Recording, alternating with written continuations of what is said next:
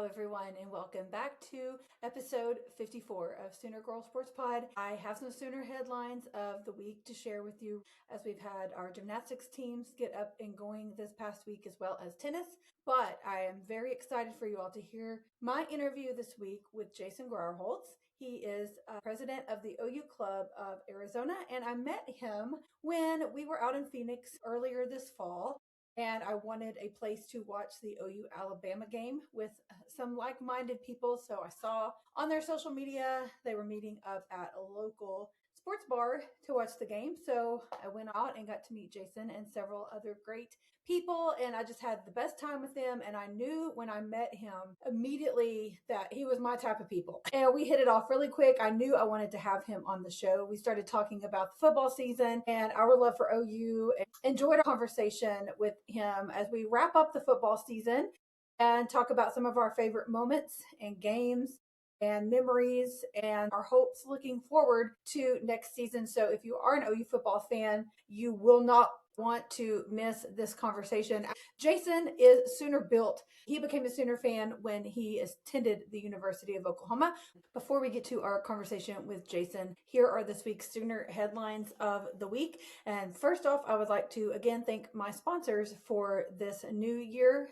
Marvin's Place, a fine art gallery and listening room located in the Depot District in downtown Ardmore, Oklahoma. Come experience amazing artwork, and on Friday nights, visit the Listening Room, an intimate, unplugged venue. Host singer and songwriters on Friday evenings from 6:30 to 8:30 p.m.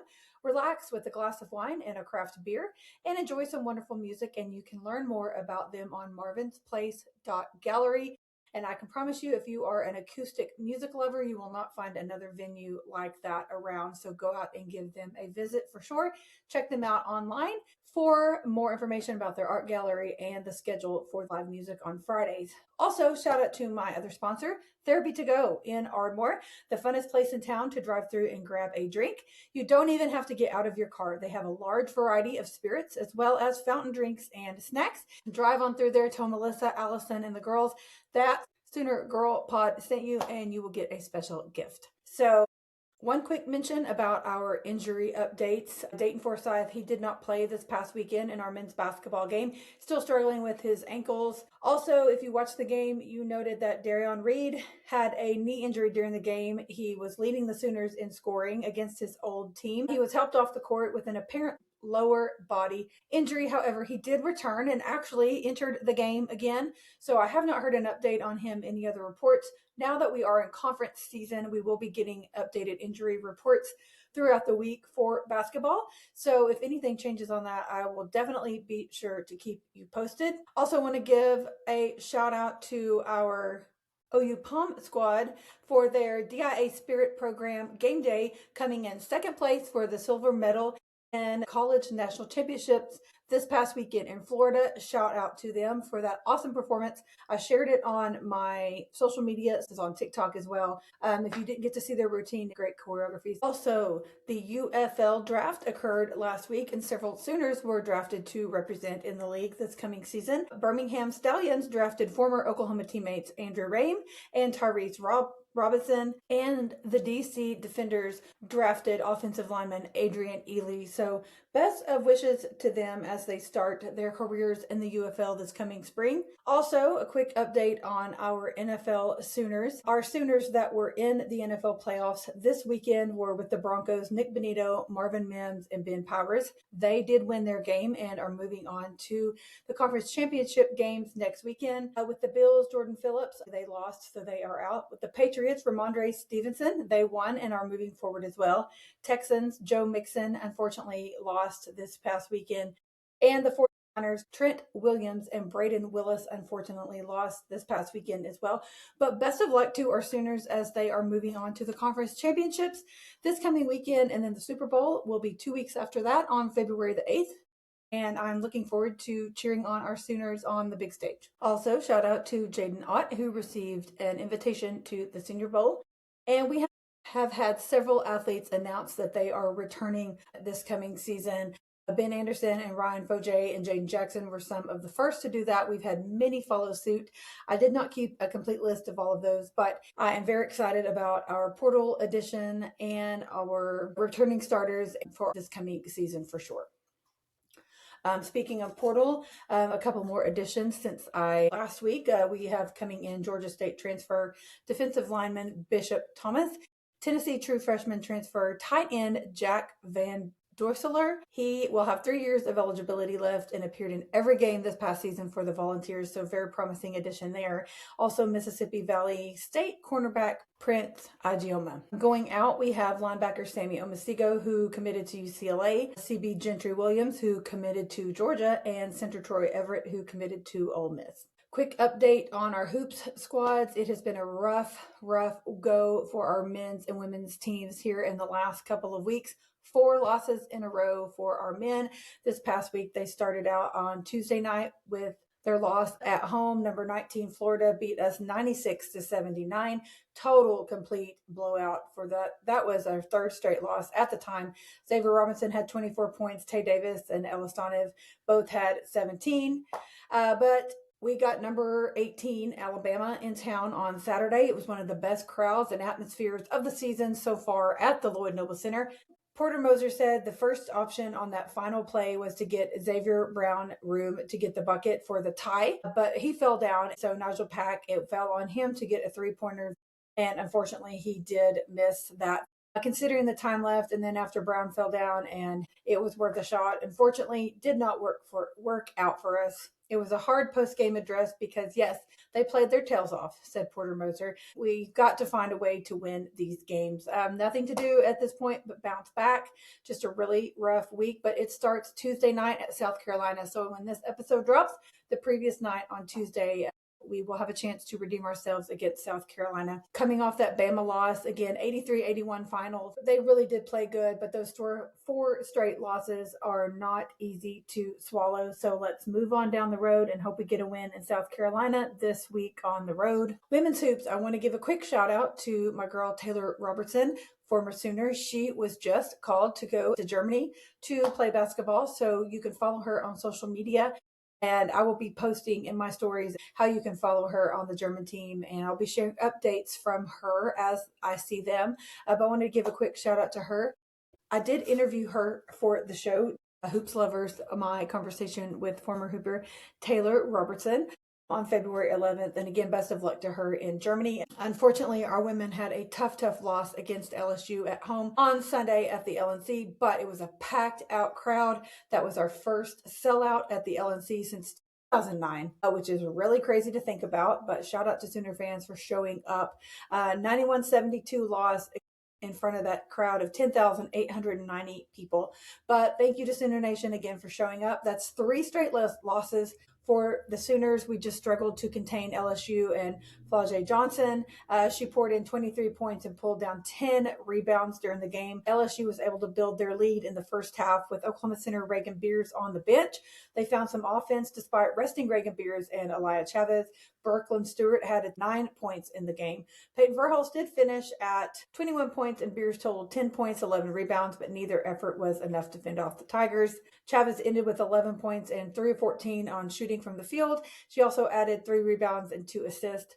But the Sooners have another massive contest at the Lloyd Noble Center Thursday night. If you're listening this on the day that it drops, tomorrow night, Thursday night, we host South Carolina. Dawn Staley, that is a very talented defending national championship team. Get out and support our ladies. If you're listening to this and you can make it on Thursday night, support our girls as we host number 2 South Carolina, 6:30 p.m. Thursday night. It will be on ESPN if you can't make it out. Also, shout out to our women's gymnastics teams. We were a part of the most watched regular season live gymnastics college meet ever on ESPN networks last weekend with the Sprouts Farmers Market Collegiate Quad. 838,000 viewers. The peak was 1.3 million. 36%, and women comprised 56% of the ABC audience, up 42%. So just incredible support for the sport, for female athletes and for our program as well. So continue to get out and support our ladies. And you can do that this Friday night against Georgia at the Lloyd Noble Center. It starts at 5:45. They will be dropping the national championship banner. Shout out to our freshman of the week, Mackenzie Eastep. And let's rewind to our meet this past weekend at Missouri. We did win 197.425 over Missouri's 196.925. Addison Fata led off the beam with a 9.9. Faith Torres a 9.95 on beam. Ella Murphy a 9.925. And what a floor debut also for Ella Murphy with a 9.875 in her number 2 spot on the floor. Again, Mackenzie Eastep 9.925 for the freshman on vault. Tara Wells, 9.925 for the junior on vault, and Lizzie Blessy led us off on that vault with a 9.925. Also to note in gymnastics, for the first time since 2016, Georgia beat LSU. And that is important because, one, we tied LSU in the Sprouts meet last weekend, but because of that tiebreaker, we did end up winning the meet. But we tied LSU, clearly a very talented team, and we have Georgia coming to town this Friday night. And for those two teams to have already come head to head, Georgia comes out on top. Now Georgia comes to Norman. It's going to be a great time to get out and support our ladies for sure. First home meet of the season again this Friday. Florida is leading the rankings at number 1, OU at number 2, and LSU at 3. Our men's gymnastics squad got started off this past weekend as well at the Rocky Mountain Open. Joel Mulder, former Sooner, did rotate with us in his quest to qualify for the Winter Cup. In his first domestic competition since the 2024 Olympic trials, he did score a 14.350 on parallel bars and holds the highest all-around score through the 4 rotations in the Rocky Mountain Open. He did qualify for the Winter Cup as he rotated with us, so shout out to Joel Mulder for that. Shout out to our freshman Nathan Roman. First meet, first ever event title for Nathan as he won the parallel bars with a 14.5. Our Sooners did come out on top in that meet over Stanford, Nebraska, Air Force, and Arizona State with a 3:23.950. Second place was Stanford with a 3:20.75. And if you follow men's gymnastics, you know that Oklahoma and Stanford, they ping pong back and forth between the number 1, number 2 spot a lot. They've even ping pong back and forth a lot between winning the Natty each season. So it's really cool that we beat them pretty handily by a good 3 solid points in this meet. And let's just hope it continues on through the season. As our men do travel to Ann Arbor, Michigan next weekend, the meet is set for 1 p.m. Central on Saturday the 24th. Our home opener for the men's gymnastics in McCausland is on February 1st against Greenville, so make a plan to get out and support our guys. Our baseball diamond dinner is on Friday, January the 30th at 6:30 p.m. in the Sam Noble Museum. Guest speaker, Cade Cavalli. You can check that out on Soonersports.com.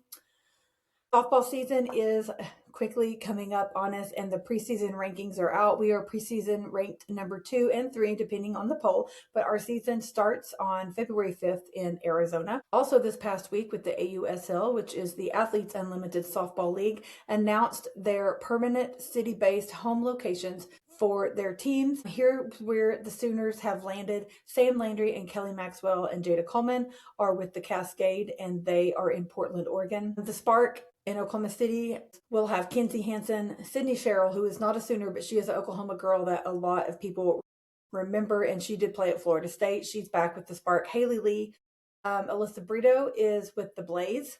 Jocelyn Allo with the Bandits, and Riley Boone to the Volts.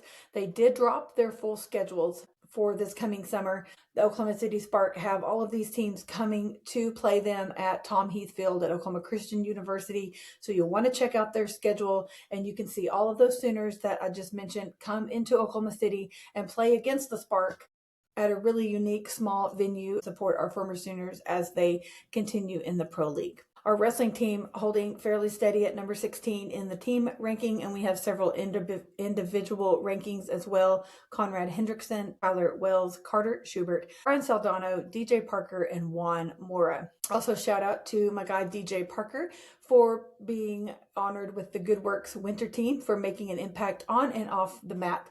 DJ is a very, very friendly guy. I got to meet him at Bedlam Wrestling in Stillwater weekend before last. And he also met up with some friends of mine after the home meet this past Friday in Norman. Just such a sweet guy, always makes time for the fans and gives back to the community. So it's really cool to see him being honored for that. Our guys did have a 38-4 win over Air Force Friday night on the mats in McCausland Fieldhouse, Oklahoma. 8-2, 1-1 in the Big 12, won 9 out of 10 bouts, highlighted by 4 bonus point victories as the Sooners seized control early and just never looked back.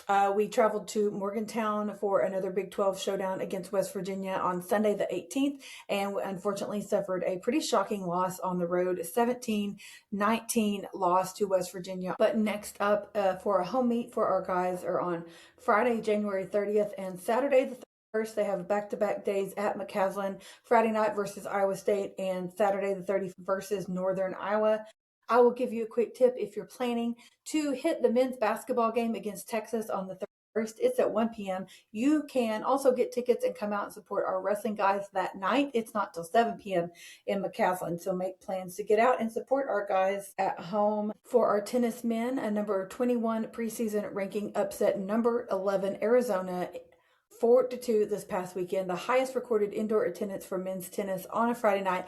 So they also had a 6-1 win over Abilene Christian. Our number 6 preseason ranked women had a win on Thursday over Tarleton State 4-0 and Wyoming 7-0. And Saturday, a win over Wichita State 4-1 and Texas State 7-0. The women host the ITA kickoff weekend this coming weekend, the 23rd through 26th in Norman, where they will also host Stanford, Yale, and Memphis. As I'm recording this on Monday afternoon, of course, there is some pending winter weather coming into Oklahoma this weekend. I do not know how that is going to affect the scheduled events. I'm just telling things as they are currently scheduled. If there are any changes to the schedules, reschedules, cancellations, I will be sure and share that on my social media as the time gets closer. But as for now, everything is still on track and scheduled as normal, although I don't think that it will stay that way. We do have several home things coming up this weekend with this women's tournament. We also have a track and field meet, women's gymnastics, and of course, women's basketball on Thursday evening should be fine. Speaking of track and field, we do have that home track meet coming up this Friday, the 23rd, that's scheduled to begin in the afternoon. I do not know how the weather will affect that. I'm planning on attending that if things go as planned. I don't know that that's going to happen, but get out and support our track and field team. They are super fun to watch. We had a very eventful weekend this past weekend with the Owen Hewitt Invitational women's triple jump. Taylor Fingers took second and a top collegiate finisher with her final jump.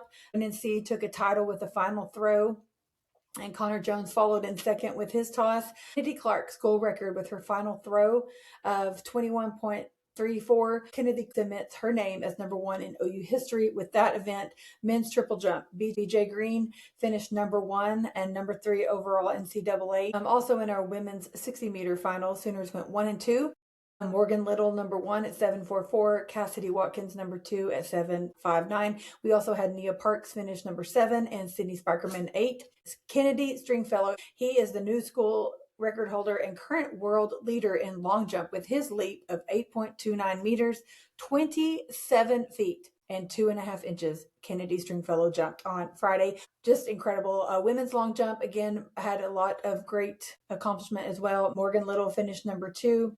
A personal record for her at 6.31 meters. Allie Stevenson, 6.18 meters, personal record for her. And they finished 2nd and 4th, respectively. And then in 5th place, Cassidy Watkins, and 6th place, Kennedy Jackson. Our women's pole vault, Sooners went 1-2-3, Jacelyn Neighbors, Tasani Foster, and Lily Samansky. 1-2-3 in that event. Our men's pole vault, Colton took the cake. Colton Rhodes, 5.40 meters in 1st place. Tied for 7th in OU history, and Hilton Green 5.3 meters on pole vault. Men's high jump, shout out to Kyron Washington for a 2.21 meter, and Tyson Ritz, 2.14 meter jump for him as they finished 1 and 3rd respectively. And in 4th place, Trey Bartholomew with 2.14 meter. Women's shot put, Allie took the top of the podium with her personal best toss of 15.26 meters. And men's shot put, Tucker Smith finished 1st. And Will Debo finished 3rd. Shout out to Coach James Thomas, the head track coach, and all of their event coaches. They have really started out the season strong. I'm looking forward to getting out and supporting them and seeing them this season. They are so much fun to watch, all of these different events and sprinters, and I can't wait to get out and see them. Quick shout out to our former golfer, Chris Gotterup, who started off the PGA season with a win. He claimed his third tour victory at the Sony Open in Hawaii this past weekend. Okay, for my Sooner MVPs of the week, men's gymnastics, gonna give them a shout out for the first event title for freshman Nathan Roman as he won the parallel bar event. I also want to give a shout out to our track and field Kennedy Stringfellow for the school record and current world leader in the long jump, and Kennedy Clark school record on her final throw. I do want to give an honorable mention to our men's tennis for taking down a ranked team as well. So much going on in Sooner sports, and I just wanted to give a second shout out to those athletes and those programs for all of their accomplishments this past week. Okay, for my Sooner fun fact of the week, the women's track and field team 4x100 relay squad broke the school record and earned second team All-America status by clocking in a season best 43.52 seconds at the 2023 NCAA Outdoor Track and Field Championships in Austin, Texas. I want to give a quick reminder for my 1-year celebration that's coming up on Thursday, February 5th at Coach's Corner in Norman from 6 to 8 p.m. We will be cutting cake and doing cheers at 6:30 p.m. I would love for you to come out and celebrate with me and support me as we celebrate 1 year of Sooner Girl Sports Pod. There will be some coaches and athletes making appearances. I'll have lots of friends and family there. I would love to see you. If you are listening to this, you have supported me this year as I have started this podcast and continue to grow, and I would love to celebrate with you. So come out and visit me then. You can find all the information pinned at the top of my link tree, which is my link in bio on all of my social media. I'm on social media, every platform at Sooner Girl Pod. And again, that link tree is my link in bio on every social media platform. Also in my link tree, you can find out about merch if you're interested in purchasing any of my t-shirts, hoodies, stickers, koozies, any of those things, hats. You can also find links to all of my social media, all of the podcast platforms. You can find out about advertising and sponsorship opportunities, how to support the pod. Ladies, if you want to join our locker room and be a part of our huddle, you can find more information about that there as well. You can also find the link to my Substack so you don't miss out on the Playbook newsletter, which will be coming out here in the next week or so. It's my monthly newsletter recap each month on all things podcast you don't want to miss. Again, at Sooner Girl Pod on all social media platforms, link in bio. You can find all of those things. If you have any questions, feel free to message me on social media or shoot me an email at soonergirlsportspod@gmail.com. Okay, on to my interview with Jason Grauerholz. Jason is the president of the OU Club of Arizona, an original East Coast kid from New Jersey. Jason graduated from the University of Oklahoma with a BFA in musical theater. Though he initially arrived in Oklahoma for the major, it was the tour of the football stadium that truly sold him. An initial win of student season tickets his freshman year, he turned into an instant superfan and can be seen on barstools all around the U.S. chanting Boomer at the top of his lungs. He is also a current local realtor and mortgage loan originator in the Phoenix area. He became a Sooner fan his freshman year in 2005. We did lose to TCU. Adrian Peterson got injured, but he did not care. He was hooked from the first Boomer Sooner stadium call and return. His favorite Sooner memory is the 2008 Texas Tech game, hands down. He said his ears were ringing for days, and this year's playoff game is a very close second for the stadium atmosphere, and if we would have won, it definitely would have taken the cake. But I had the absolute pleasure of meeting him out in Phoenix this past fall at a watch party for the Bama game, and again, he's just a super fun guy. He's Boomer Sooner through and through. You guys will truly love my conversation with him as we recap the football season, look forward to next season, and just talk about some of our favorite memories and things. I know you guys will enjoy this episode. And you can find Jason. He's on Facebook, Twitter, Instagram, LinkedIn. I will link him and tag him in the show notes and on social media throughout the week. So I hope that you guys enjoy my interview with Jason Grauerholz and his stories on how he met Kristen Chenoweth, Barry Switzer, and Blake Griffin. So I will see you guys next week where we talk sports. Well, I learned about you pretty quick when I was watching the game with you, and Eric was like, this is you. I act just like that, just hollering and everything. So it's really funny. It's no wonder we hit it off pretty quick because we definitely have a lot in common. I was having a time at the playoff game screaming. I was like, you got to be kidding me with some of these. I was like, what are you gonna do though? Can't control I it, but you can know. yell at it. Absolutely. Yeah. Okay. Well, let's just come out swinging about the CFP game because really cool that you got to come. I know the outcome was not what we wanted, but it was a really cool experience, and I'm sure you agree with that. I think it was probably one of the top 10 for sure, maybe a top 5 atmospheres that I've been in, and that's including the pregame. Like everything just throughout the whole day was incredible. I really hate that we didn't get the win. Obviously, that was the big thing. But what an atmosphere, what a game to be at for sure. Oh, man, it was. So I had a quick 24-hour turnaround because I had to get back for the holidays with my wife's family. But she's like, you can go as long as you're Okay. back on Saturday. And I was like, fine, I'll make it work. I don't care. My buddy was Right? like, I'm gonna get us set up. Just get here, right? So Yeah. I got in early. We drove up probably like the afternoon ish because I went from Dallas up to Ardmore where my buddy lives. Then drove Yeah. up from there. And yeah, like you said, the amount of actual bodies throughout the campus was something I've never seen Insane. before. And For sure. as a student, you're usually hanging out kind of on the southeast end of because that's where my apartment was. But back in the Uh-huh. day, because I was there 2005, 2009, I think it was the South Oval was where everybody would tailgate. So you would just kind of walk around that Yes. area and then go into the student section. So being on the northwest side, I was like, oh, okay, there's a lot more. Obviously, I can go to bars now. Right. We decided we were like, okay, we're here so early, so we all met right on campus corner, and then we said, so where should we start? I'm like, I have an idea because we're going to the Boomer Bash, which was all the way on the west side. I'm like, let's start at the Mont and just kind of work our way back. We weren't the only ones that did that. a lot of swirl cheers is happening. Got the first Boomer Sooner chant of the day happening there. Love it. And then just kind of worked our way back in, just sipping on some cocktails. The Boomer Bash was Love fun. it. Got some food in our system. But Yes. then we were like, we have to check out game day. And game day Yes. was insane. I mean, being from New York, right? And I was with 3 other Uh-huh. New York guys. We just kind of like bullied our way to the front. We're like, we've been in clubs Right. before where there's too many people. Like, we know how to maneuver this. So we got ourselves like into a decent area, stayed for about 10 minutes. And we're like, okay, Joe C said to get in 45 minutes early. We're aiming to get in an hour early. Like, let's get going. Right. The second we left there, it was like masses of people back and forth, just like walking through each other. Yes. Everyone had the same idea. Yes. I can't imagine the amount of times I said, this is insane. This is, No.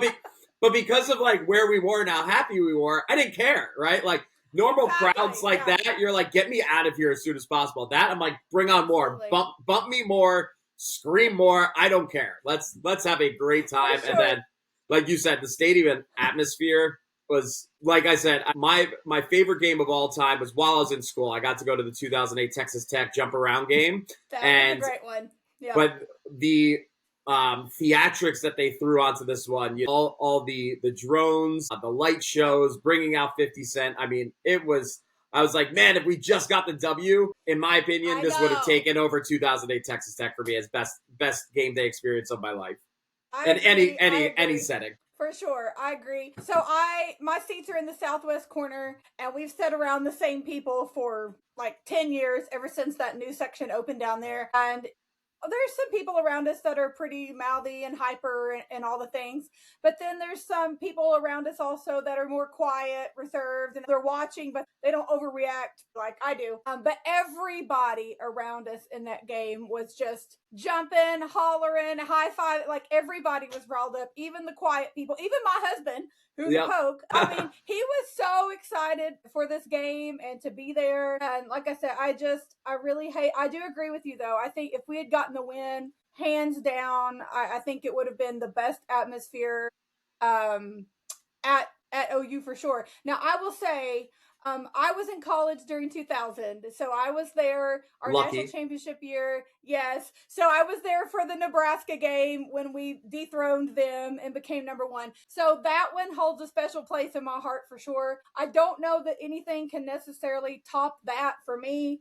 But the 08 Tech game, absolutely up there in the top 5 for sure. And then this one, I think this one may have tied for number 1 or been a number 2 spot for me had we won. Yeah. But Nevertheless, everything about it was fantastic, and I've talked about it 100 times, but I don't know that it'll ever get old because I'm a big fan of Toby Rowland. I love to listen to the post game, and when he stuck his head out of the press box and did the ending of the scene setter, like right there in the stadium, I was like, "Oh my god!"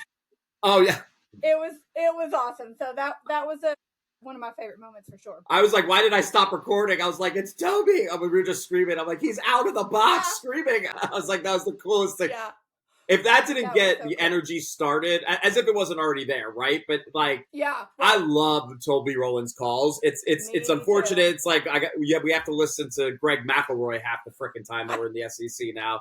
Like, don't get me started on listening to the Alabama pusher. But I was like, every time I go back to Twitter, X, whatever you want to call it, right? It's always to look at how Toby Rowland called it. And I'll be listening to it on full blast. And my wife's like, why are you watching this again? Didn't you just watch the game? I'm like, yes, but I didn't get to watch it with this energy. I'm like, this is, if I had a glorious radio voice, like, this is me, but it's like, I just got a normal voice, like nothing exciting. Yeah. I'm like, it just makes the play that much better to watch, I agree. I'm always watching back the highlights with his voice synced up to it. It's one of my favorite things to do. And I actually had him on the podcast back in the summer, I think in July. And he's like the nicest human being that you will ever meet. I've met him in person several times. He's so kind. He's so humble. And even when I was recording with him, I was like, I think you're the best. Of course, I know we're biased, but also, like, even Eric as a Pope, even other people I know that aren't Sooner fans, they're like, he's good. Like, he's fun to listen to. But he's so humble. Like, if you tell him that, he's just like, thank you. Mm-hmm. Like, he's just so humble, and I really respect him for that. And he's just a super cool guy for sure. So that definitely got it going in the stadium for sure. Yeah, the Oklahoma way, as I like to say, right? And that's why so many fans come to our stadium and they're like, you guys are like the nicest fans, even when you lose. Like, It's like, we had a great experience. I'm like, unfortunately, but it's like, yeah, we're humble. We're, we like to have a good time. We like to travel to other stadiums, but we also know where to stay away from, right? Unless it's Texas. That's the only one we ain't humble for them. I don't care about any of them. No, me neither. I can't stand Texas, and I always tell people the one place you'll never catch me is Austin. I can't go there, which I doubt we'll ever do a home and home for football, which is totally fine with me. But like, I can't go there for softball, basketball. Like, I'm not going there, period. Yeah. Because I'm pretty sure I would end up in jail. It's just not the place for me. And another place that I will never go is Baton Rouge. I was at the Sugar Bowl in 2004, and it was hands down one of the worst experiences of my life. I've heard that's hostile there. No, thank you. Well, I had to go. Not winning didn't help. Yeah. Of course. I've had to go to Austin twice for bachelor parties, and sure, you bet your ass, I don't care. I wore full gear, walked straight through, and I just stare at people. I'm like, go ahead. I dare you to say something. I don't care that I'm in enemy territory. Right. I'm like, but look, these were during the glory days, right? Where we had like Landry Jones, Baker, Kyler, Jalen, just everyone beating up on them. Yes. Like, this was a fun time. Now they're like, okay, now you're making it competitive again. It was nice when we just dominated you for like 10 years. Oh man, it sure was nice. We are long overdue for a win in Dallas for sure. I've sat through way too many losses in the last 5 years.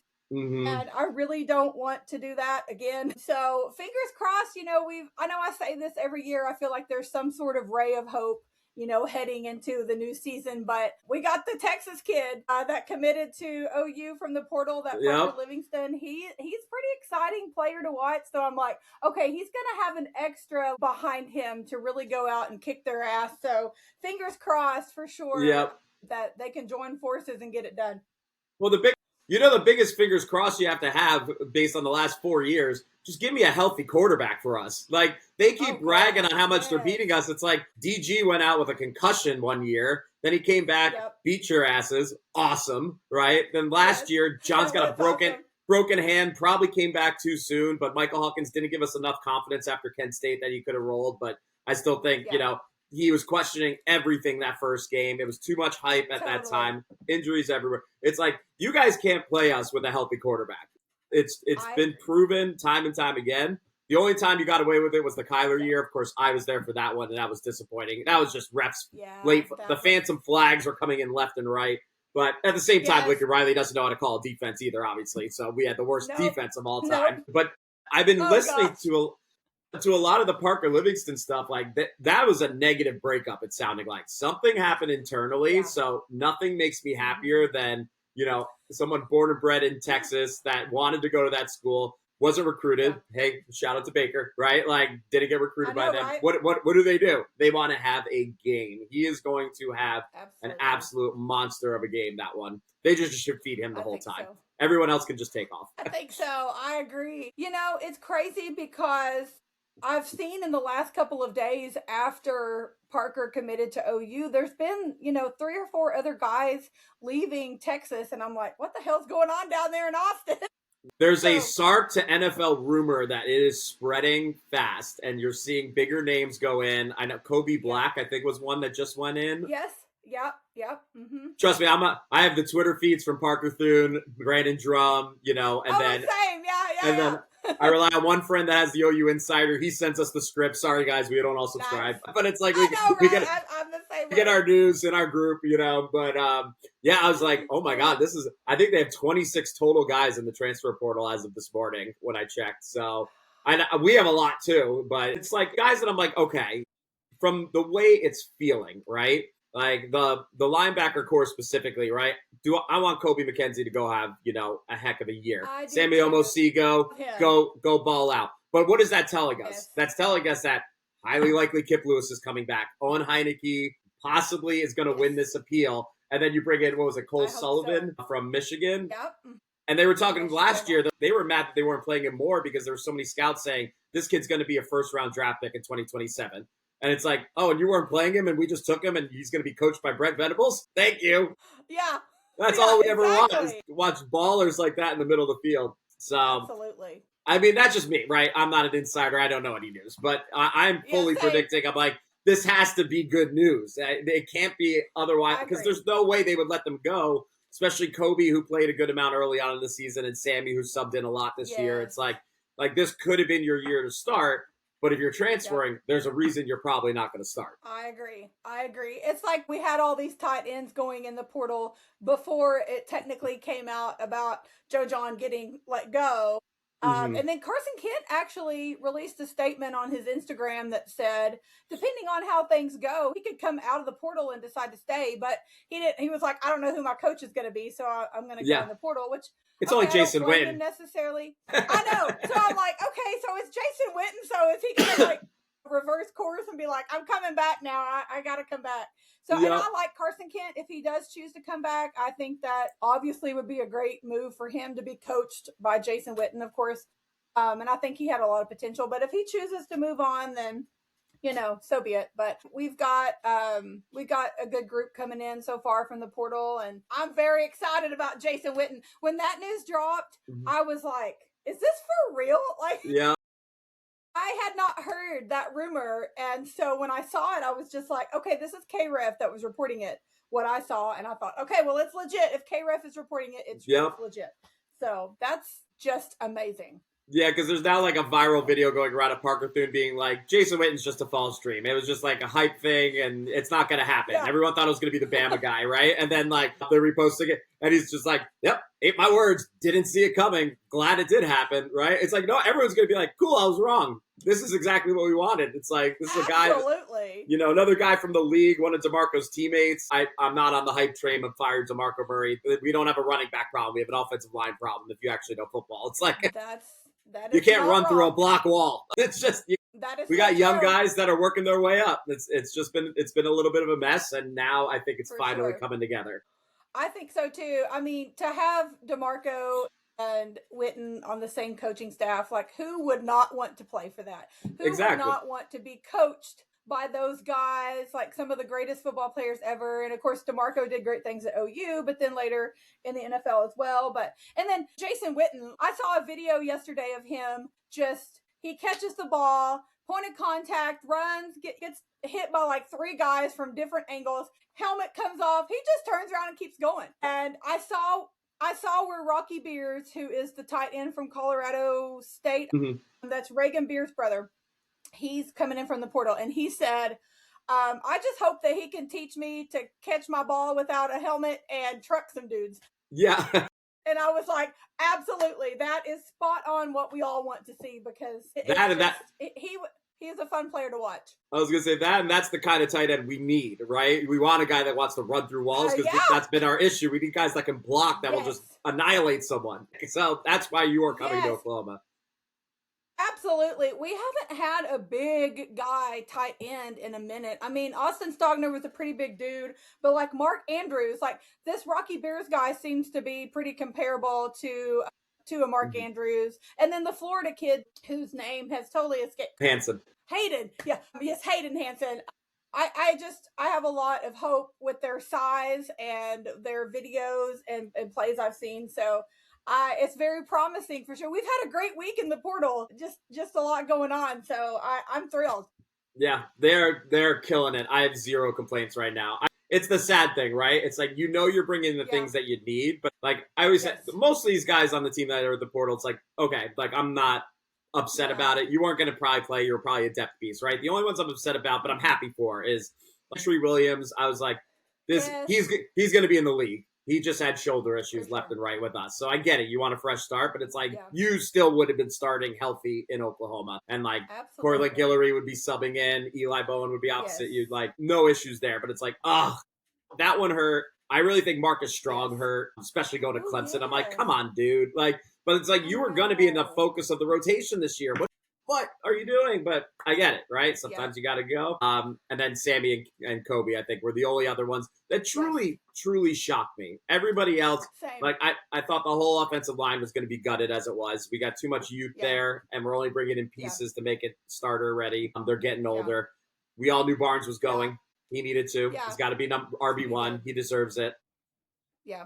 So, but otherwise, and then Michael Hawkins. And his brother. I was not shocked by that at all. Not at all. I was not either. And I knew, assuming the year that John Mateer had with his injury and just not ending the way that we all wanted and the way that he wanted, I was like, he's going to come back. And, I mean, where else would he go? And he's obviously not going to go in the draft after the year that he had. He wants more time to prove himself. And so I thought, he's coming back.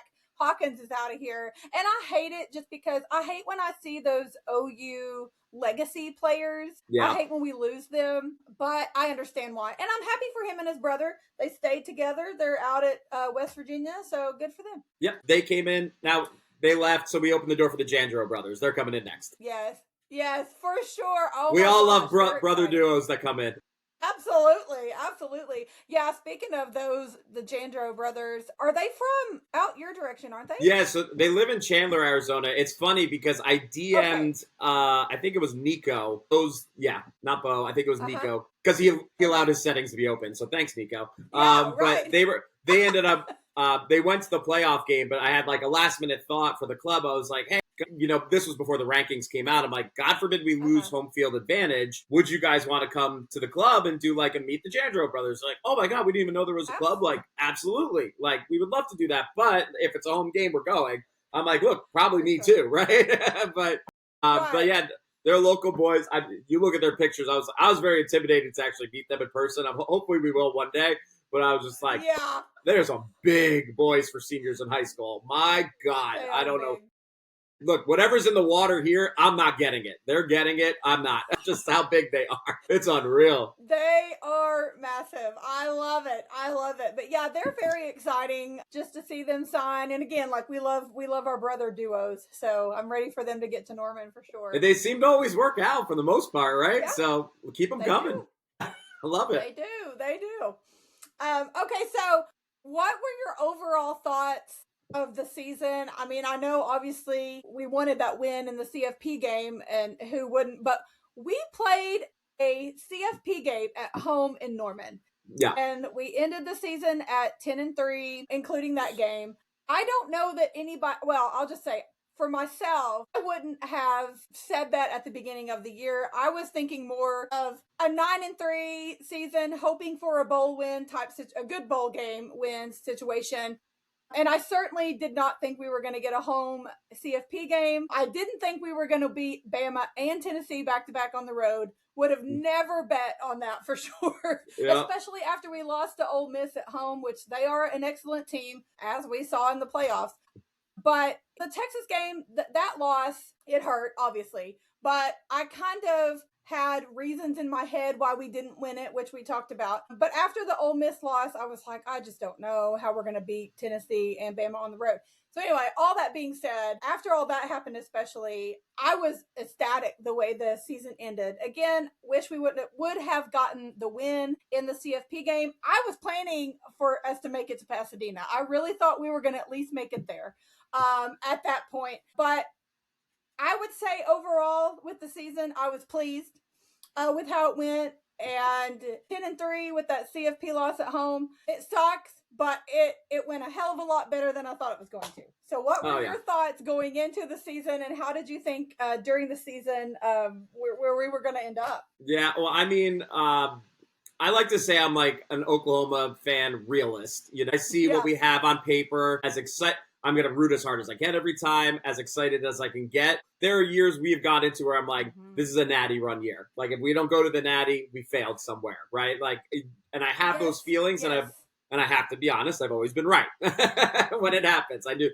2008 when we would make that run, and I knew the Baker year we'd make the run. I've never had a feeling that since. And yeah, we won't go into that right now, but let's see what to later. Yeah. But what I'm when I you look at the schedule, you know immediately, right? And I'm like, this is a bruiser. For some reason, the SEC decided, let's give Texas all the cupcakes. Let's screw over the Oklahoma Sooners, because that's what it's felt like for the last 2 years. So realistically, I categorize it as a good year for us is going to be 8-4. A great year is going to be 9-3. Didn't think anything beyond that, just because I thought we had Michigan in the bag. It's always a toss up with Texas. Like, Ole Miss is loaded. Tennessee is loaded. Alabama became questionable, but after they beat Georgia early in the season, you're like, oh crap, we got to go to them after embarrassing them last year. I was like, there's no way we're going to make it through this entire stretch. Mid-zoo, I never call it Missouri. It's mid-zoo. I never worry about them. I hate their fans. I hate their people. Next to Texas, they talk too much. So never was worried about them, even though that was a much closer game than I anticipated. And LSU, like LSU to me is kind of like the Lane Kiffin Ole Miss, where it's like they're kind of our kryptonite. They may not be that good in that year, but for some reason we just cannot blow them out. We cannot play them properly. So I was always just like question marks around these games. And as we got going, then you had the hand injury, right? That I think it felt like the ship was sinking after the Ole Miss game. And I'm a firm believer, and I still say it to this day, not only was that a winnable game, I never thought the rain would affect us like it did. I thought it would affect them much more. But when you watch our defensive line that whole first half, they are sliding left and right all over the field. You give that defensive line traction, and Chambliss, that kid is a baller. Like, got to give it to him.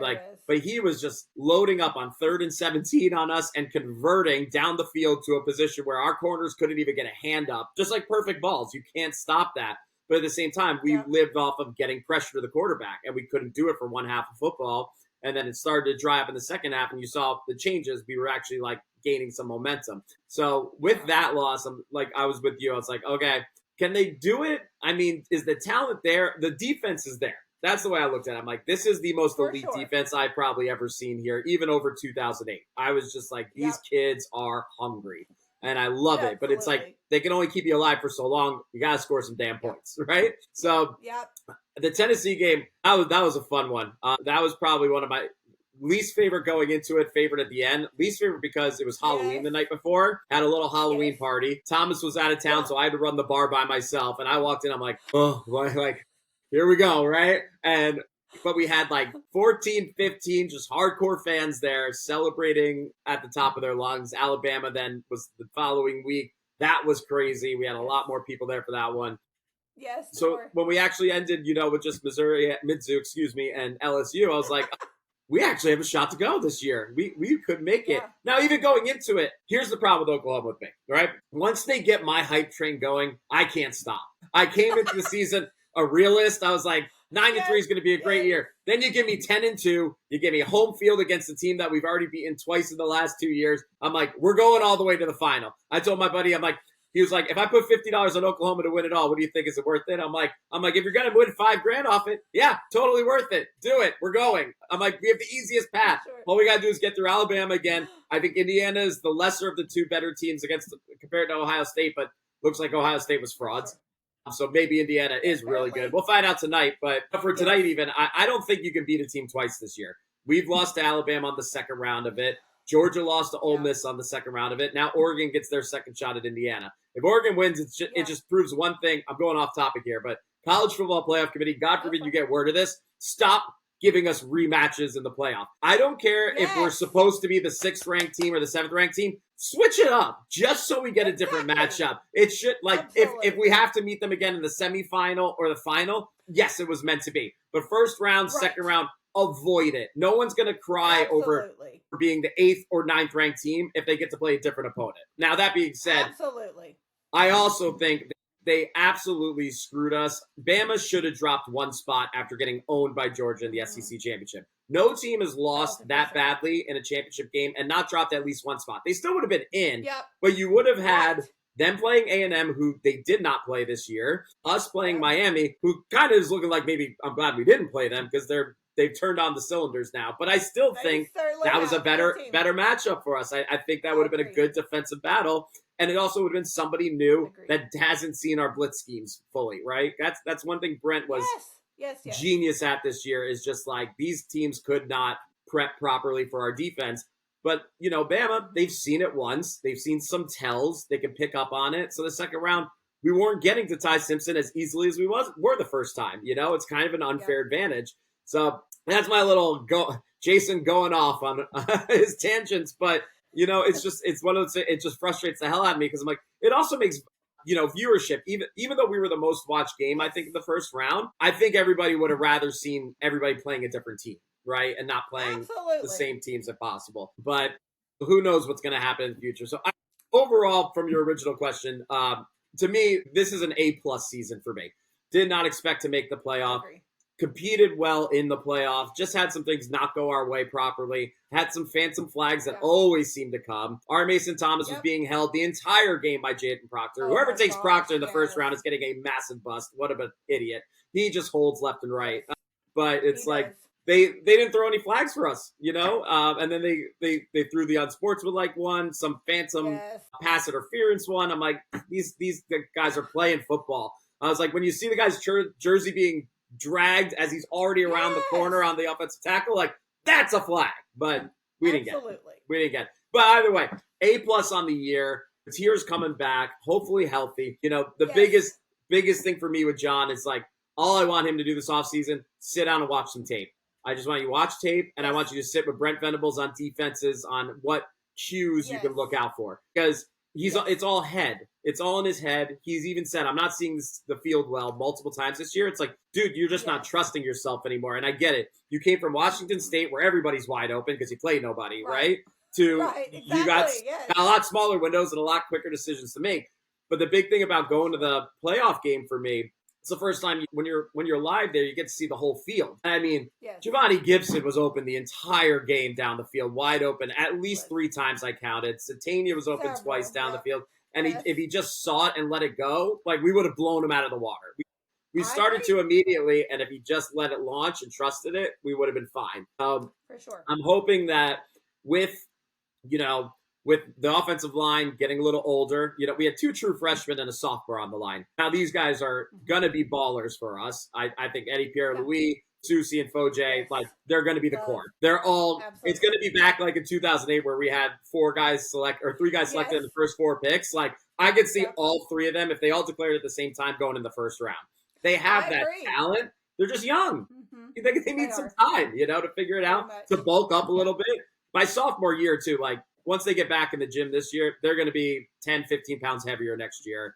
And it's just, and I know, like, I love listening to Gabe Eichert when he talks about the offensive line. He's just like on Eddie Pierre-Louis and Fasusi, like white on rice. But it's because he sees the potential of them. And he's just like, they got to get their hands right. They got to get their footwork right. It's like the second they do that, no one's getting through them. I agree. So I'm very hopeful for the next year. For sure. I do agree this was an A-plus season. Knocked it out of the park compared to anything that I ever thought was actually going to turn out for us, especially after our mid-season woes. Yeah. But yeah, I think a healthy John Mateer is key.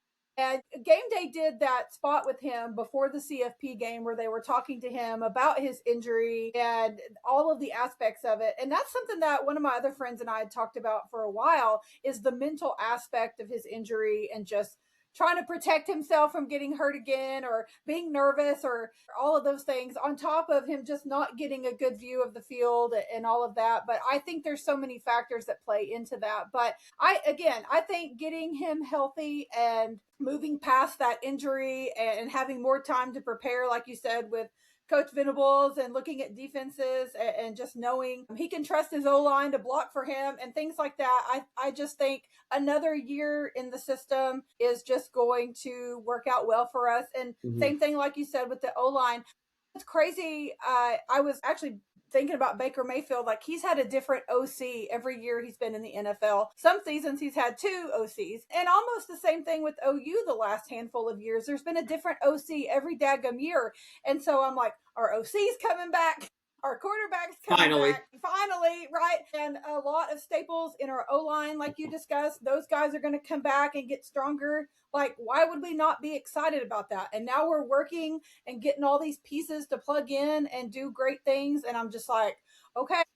I was trying to be a realist at the beginning of the season as well, and it turned out far better than I could have imagined. So I think I'm going to struggle being a, quote, realist this coming season. I'm going to be more hopeful and have bigger dreams, because I'm like, look what we did last year when nobody thought that we could. So this season is going to be that much better, right? So this upcoming season is... It's semifinal or bust at this point. I'm not sure if we're fully final ready. I mean, I want to believe that, but it's like, it's semifinal or bust, or it's not a good year to me to this upcoming year. Just like you said, I'm we've zero got excuse to go further. Yeah, but this is also like Kip comes back, Owen Heineke comes back, Satania comes back. Yes. There's the big 3 right now that we are just like, oh my God, if you 3 are here, I am fully confident along the way. But it's like, gonna pump the brakes until then, because otherwise we got a real issue at linebacker going into next year, if not. Oh gosh. Well, I think no news is good news as far as Kip goes and Satanga. I feel like if they were gonna jump and make a move, they would have already done it. So I'm assuming they're coming back, knock on wood. As far as Owen Heineke, I don't know when we will hear something on that decision. I saw it right before we hopped on that Chambliss, it said NCAA denied his appeal for another year. So I'm like, okay, so he's already got a denial on his. So I don't know what we're looking at as far as Heineke goes, but I mean, I'm assuming he'll hear something by the end of the month, because he's got like these Senior Bowl invitations and all those things that he'll want to partake in. But I would love to have him back. I mean, I struggle a lot with the people appealing and getting more time in the NCAA. Just like, okay, sometimes you just got to move on. And it really frustrates me when we've got 25-year-old quarterbacks playing in college football. I mean, it happened to us against Florida State 25 years ago, and here we are still having this conversation.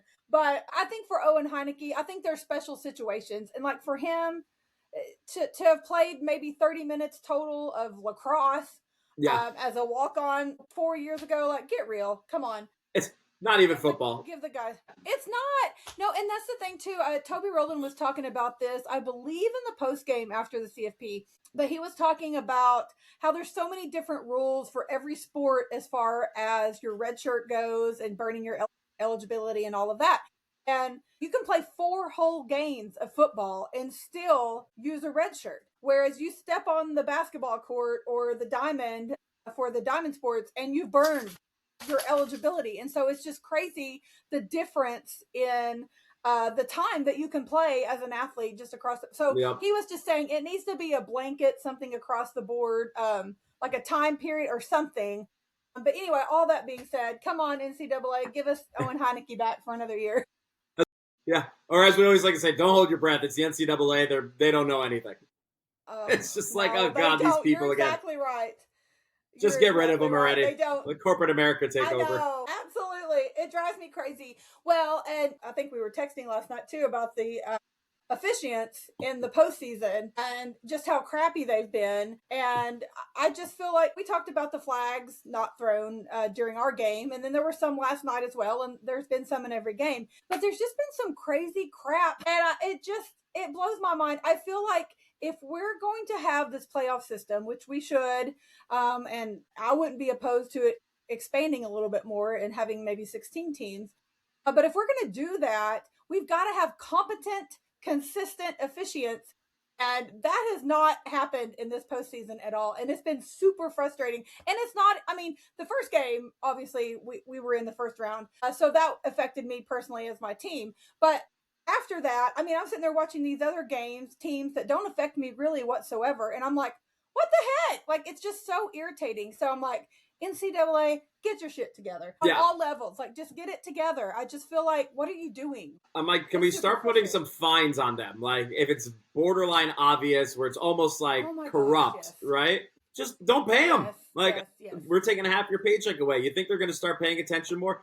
I mean, I think it was even in the game last night when Kewan Lacey's head was basically dragged off in a face mask, no flag. I'm like, the entire world saw his head jerk around and like nothing. So it's the soft calls. It's the ones where they're barely touching anyone and they throw a fit and like a heartbreaker too, 15-yard flags. It's like, we're asking you to just call simple ones, a holding call. Like my buddy Nick, he's the funniest one because I've never seen anyone celebrate as hard as him when we get a holding call because we might get 2 a year. Like, because our guys are just getting held left and right all season, and we just all the time. There should be 8 for 80 yards almost every game we play. When you go back and look at the tape and how our guys are getting dragged to the ground, and we can't even get one. Yeah, we can't get one. But if our guy puts a hand up and he brushes, the front of his helmet in any way, it's like unsportsmanlike conduct, roughing the passer. Like, give me a break. Yeah. Like, just give me something simple and like. It's either calls absolutely nothing or they call absolutely everything, right? There's no in between of just calling the damn game right. Like, we want you to let them play. Exactly. But if the guy in the back row of section 400 is screaming his face off because he saw someone getting face masked and you had to throw a flag, like, I don't understand. We don't even need binoculars up there to see it, and we can see it better than you. And there's so many of you on the field. Just throw it. Exactly. I don't know. Yes, I agree. And it seems like there's so many times when stuff is happening like right in front of one of the refs and you're like, how did you not see this? Mm-hmm. It's right there. I'm loving that Brent's starting to get more angry with them though, finally. Yes, me too. And I love when he gets angry. It's very entertaining to me.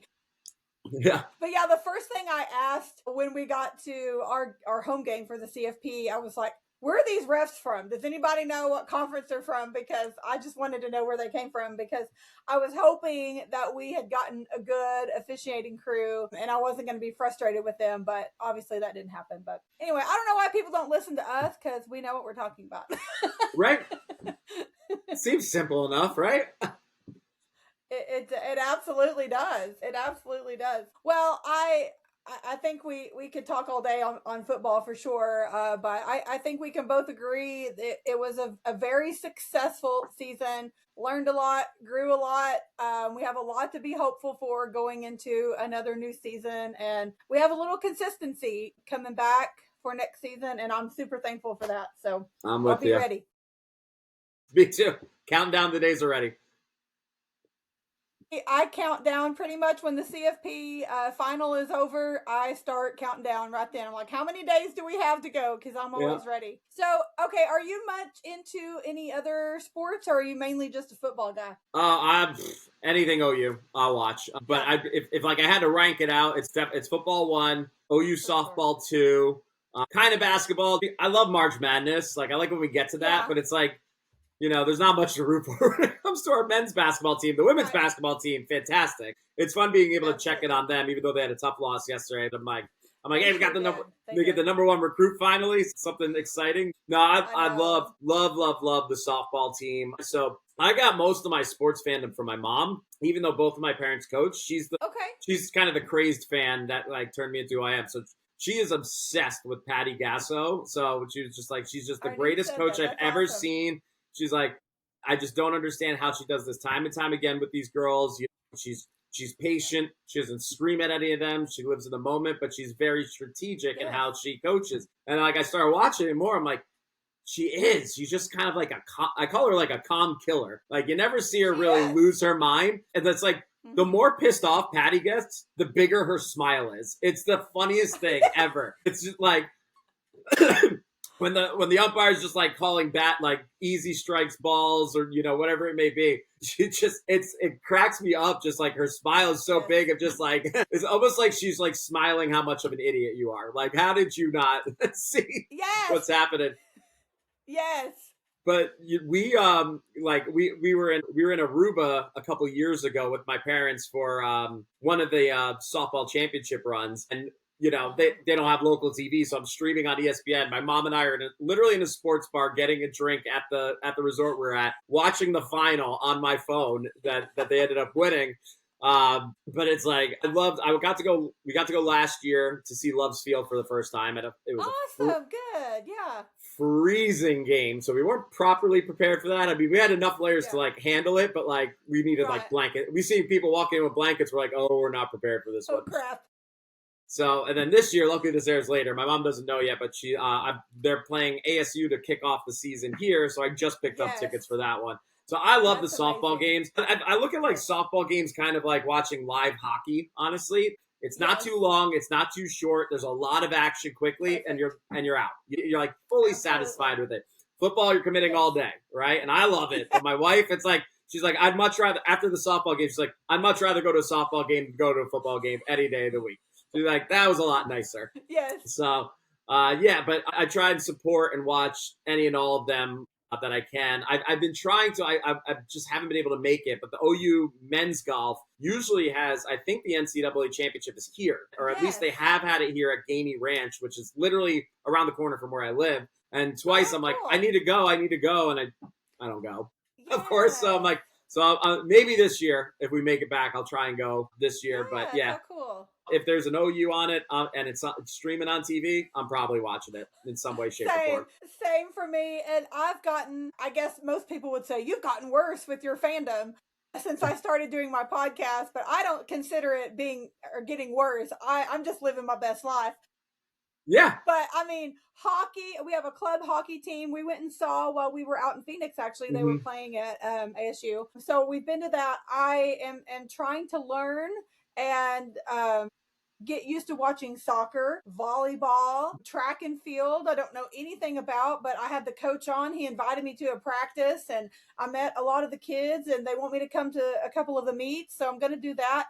So yeah, if there's an OU on it, I'm rooting it on too. And I've become even more so like that since doing what I'm doing, because it's fun to root for our school and our kids that represent us. And I can't imagine doing anything else better with my time. Yeah. The only negative I say about living in Arizona is it's too far from all the local games, right? It's just like, if I lived in Norman, I told my wife, I was like, if I was alone right now, I probably would have just moved back there, gotten a bartending job, and just going to all the sporting events. Just so I could either watch it on TV at the bar or watch it live in person. I would have tried to be involved with everything. Absolutely. So I can't I'll pull anything else better to do. As I always like to joke, maybe I'll pull a Ben Arbuckle, go to the local high school football team, be like, all right, teach me how to coach, and my goal is to work my way up to be a coach for Oklahoma. That's it. Once I'm there, I'm done. Oh yeah. And that'll be the honey. We got the dream job. You're moving back to Norman. You're gonna deal with it. Like there's no way around it this time. It's the only way I'll probably get her back there. So is she from Oklahoma? Yeah. So we met in school at Oklahoma, and it was funny. We were actually like best friends for like 12 years. Hadn't really like maybe dated a friend or two, right? And then all of a sudden, when we were lined up in New York City, we just kind of something clicked. We're like, oh, why aren't we together? We get along great. Right. We're attracted to each other, but I don't know what we're doing. Yeah. But then, literally 2 months into us like starting to date in New York, she took a little film she was doing at the time in Arizona. I was like, I think I'm going to start a new life here. I'm like, cool. What am I going to do, right? So I packed up everything. I said, I've been done with New York City for 2 years anyways. I was like, let's try out Arizona. I'm working in real estate. All I got to do is get a new license in a new state, right? So I was like, I can move anywhere. I can work anywhere. So just said, let's give it a shot, and haven't looked back ever since. I love it. Okay, so I saw that you got your degree in musical theater, which obviously explains how you know Nick Gelona. So is that how you ended up in New York after college? Did you go up there for something like that? My professors loved and hated me at the same time in school. Love me because I ended up doing I think I did like 6 of the 8 musicals that we did at the time. I was casted in some way, shape, or form. But my voice teacher hated me because I was a football fan. So every fall, there's voice lessons once to twice a week. I'm coming fresh off a football game where I've been screaming for 3.5 hours. And I had a high tenor type voice. I was like a belter back in school. I couldn't hit any notes. He's like, you have to stop going to football games. I'm like, never. I'm like, what? What? I get the college experience once. I was like, it's your fault. I was like, you toured us around campus when I came to audition and you showed me that stadium. I'm going to that stadium every time I can possibly get. Absolutely. But yeah, that's how I ended up. I went to New York. I tried it out for a couple years. I always like telling this story. It was funny enough, I was doing a show here in Arizona in Peoria, and it was over Thanksgiving break, which is one of my favorite holidays because it revolves around my 2 favorite F's, food and football, right? I'm asking the entire cast, I'm like, I know you guys are probably not the biggest sports people, but for Thanksgiving, because we were doing a big cookout all together, I was like, all I ask is that we have football on TV. It's just part of my tradition. They're like, oh yeah, sure, no problem. After the first game ended, they're like, okay, let's put something else on. I'm like, no, there's 2 more games. They're like, oh, we can't do that. So I end up leaving in the middle of Thanksgiving. I mean, we had eaten at this point, but they wanted to watch some show or documentary on some famous music theater person. I don't even know. I'm not even that. I was just good at it. I wasn't even that big of a fan. And I walk across the street to the only sports bar that's open, which was a Hooters. And I'm there with 4 of the local drunks. And these girls are like, what are you doing? You don't fit in right now with this place. I'm like, I'm doing a show over there and I need to watch some football. They're like, here's a beer, have fun. And I was like, and I just sat there. It was at that moment, I'm like, I don't think this is my career. I don't think this is where I'm meant to be. Just just what all failed actors do, right? Get your real estate license. So I got my license in 2013 and been doing it ever since. Oh my gosh. That is a fantastic story because I have found that it's very difficult to find people who have the level of fandom that people like me and you have. And when we find somebody that has it, we recognize it and we hold on to that person. Yeah. Because it's very rare. Like you said, there's so many people who are like, but football game, okay. But like you said, no, there's 2 more games on. We gotta watch those too. And I don't care that OU's not playing. I'm still watching the CFP. Mm-hmm. I'm still watching bowl games. I still watch the NFL games. I don't care. I just, if it's on, I'm watching it. And if OU's playing, that obviously trumps anything else. But yeah, if there's sports on, I'm involved in it. And most people don't understand that because they're like, well, but OU's not playing. And I'm like, and? There's a sporting event, I'm going. So my husband, even though he is a poke, obviously is a sports lover as well. So I'm very thankful for that we share that passion and that love. And I every now and then have to give in and go to Stillwater with him. But a lot of times we split during football season. He'll be in Stillwater and I'll be in Norman. And we're just like, love you, see you tomorrow. Yeah. I mean, it just is what it is. I mean, that's awesome. I mean, I'm not going to take that away from him and he's not going to take that away from me, and we share it together when we can. And yeah, but it's important to find our people and cling to them for sure, because there's not a lot of crazy people like us, but I love it when we find them.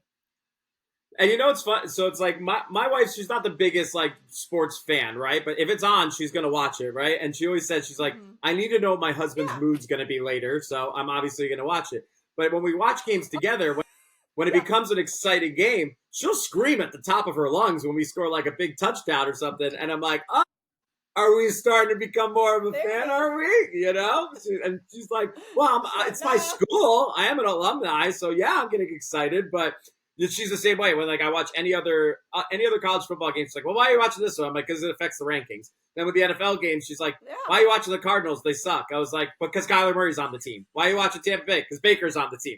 Right? I have fantasy football teams too, but I'm mostly watching from I was born and bred a depressed Jets fan, right? So when I moved to Arizona, I'm like, I'm going to take in the Arizona Cardinals as my NFC team, only because that they drafted Kyler Murray, and then Hollywood Brown came here for a bit. That was fun. Yes, yes, that was. We ended up, I don't know if you can see it in the back, the little Cardinals helmet there. Yes, yes. My mom actually won that at a raffle at the game. That's a Hollywood Brown signed one. So she gave it to me. That's so cool. So I was awesome. I'm just trying to add to the memorabilia wall. But I was like, yeah, I watch the NFL now for either fantasy football or my guys, right? So, and my friends always joke with me. They're like, So Jay, who are you rooting for this year? Because clearly it's not the Jets. Because my fandom with them is just like completely. I'm like, it's the worst franchise. I'm like, Yeah. you just how can you ever root for the Jets at this point? So I was like, well, what team's Baker on, right? Like that's who. When he got drafted by the Browns, I was pissed because the Jets were like right there. I'm like, please take Sam Darnold, Browns. Please take Sam Darnold. And of course they took Baker,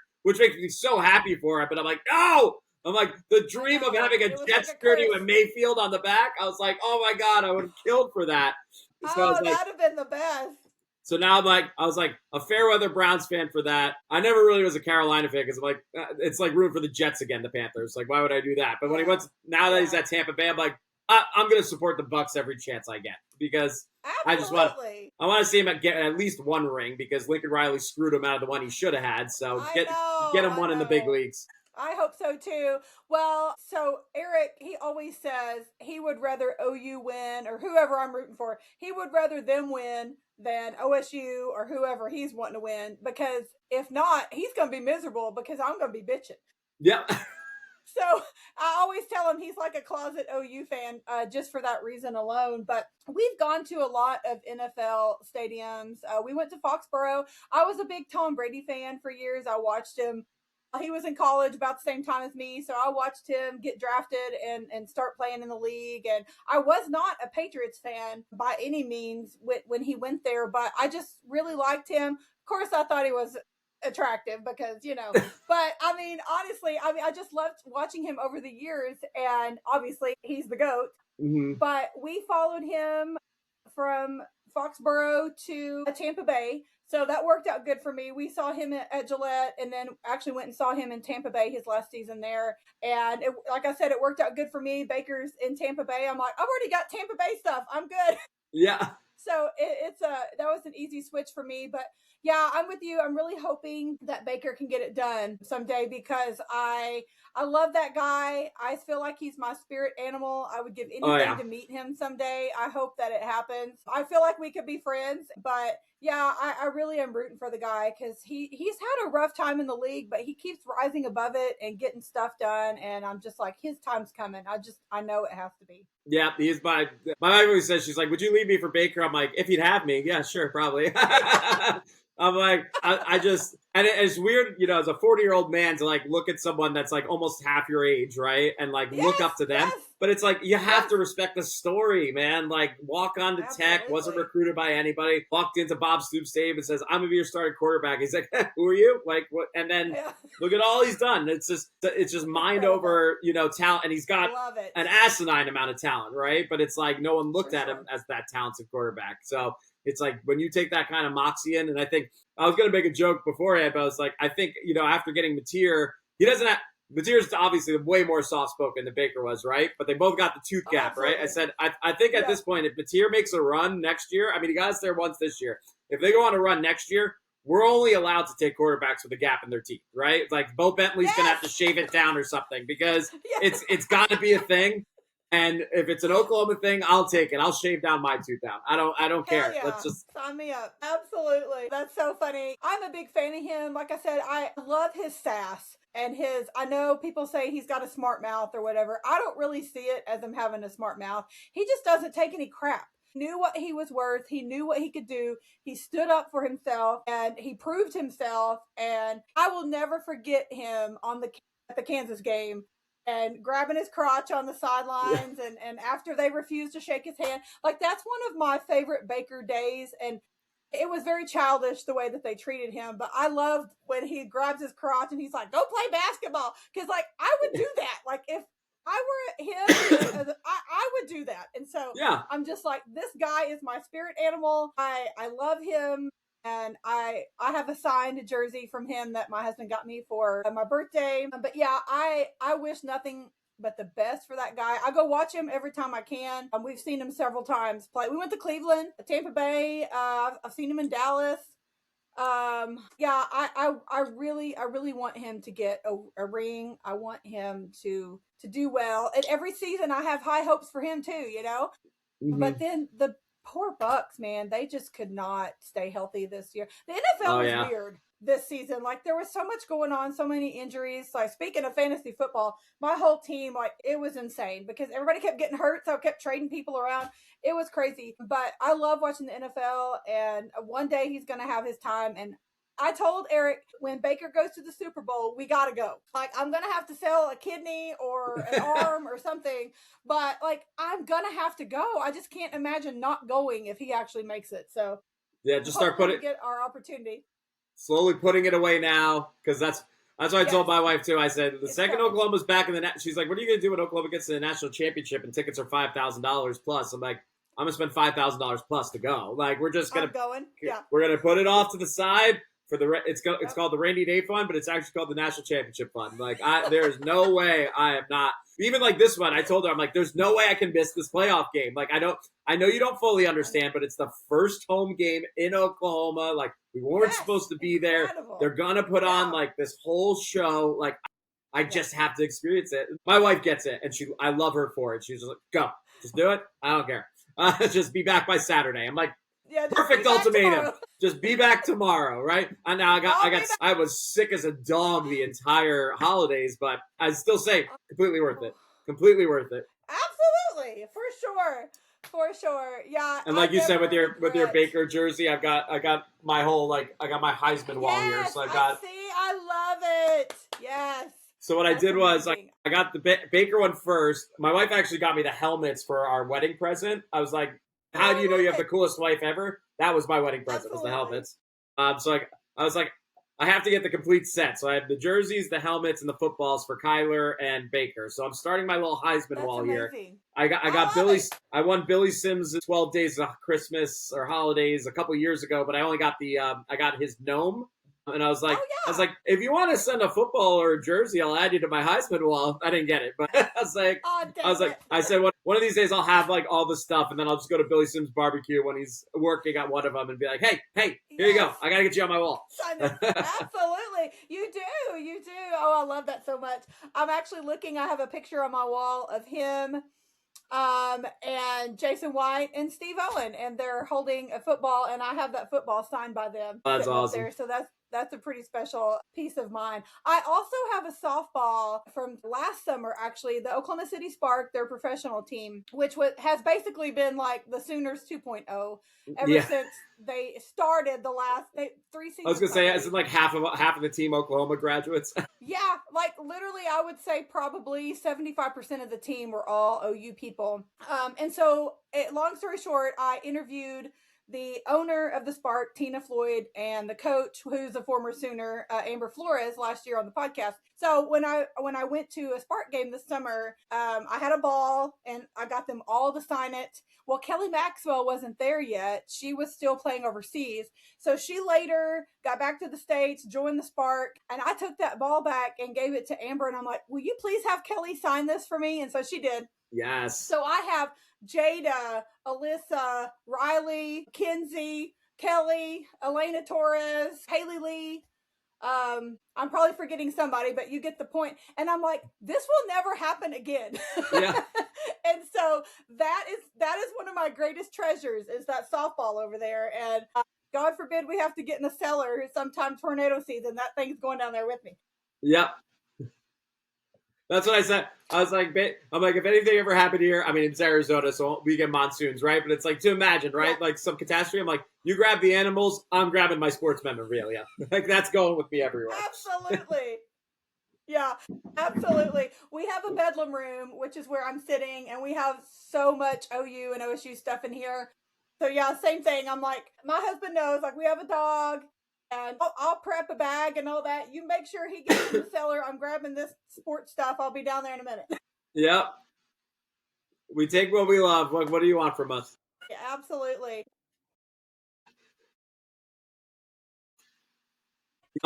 We're going to the only plugs I'd say put in here for me. If you live in Arizona, look up the OU Club of Arizona. Follow us anywhere you can, because next year we're aiming to have a huge year. I want to get the following back.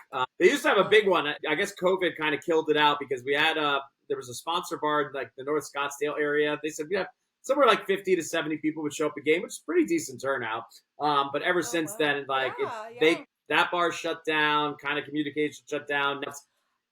like kind of hearsay. I'm trying to get back to what we had in New York, right? In New York, we would have anywhere from like 100 to 200 people there every game. I'll never forget early days. We used to have, we were at this bar called the Mad Hatter. It was in Midtown East. It was just a long Irish pub, like that long Irish pub bar setup with a couple high tops behind and like maybe 6 or 7 tables in the back. And then they had an outdoor space where they had a couple more tables. But like you could only use that for the first 6 games of the season because it got too cold to sit out there.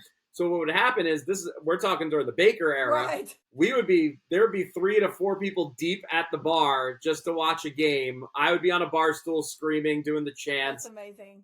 It was an atmosphere like none other. And I don't need to get 3, 4 deep like that. We have more space in Arizona. Everyone can have their own seat. But for sure, yeah. But it's like to have that kind of energy when you can't actually go to Norman. It's you try and give the game day atmosphere as much as you can in the state and the watch parties.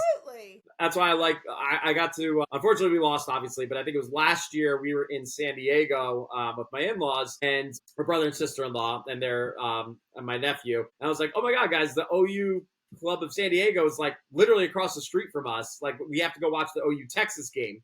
We got annihilated, but the San Diego club, they get down. They are fun at halftime. They were trying to find like anybody in their young 20s, right? At halftime, they're like, who's young and can chug? And we need 2 Oklahoma fans and 2 Texas fans. And they held like a chugging contest. They've got like a guy dressed up as there's some guy that has like a whole wrestler outfit that's like decked out in OU. I think they call him Sooner Man. I don't know, but I'm just that's amazing. They put on a show.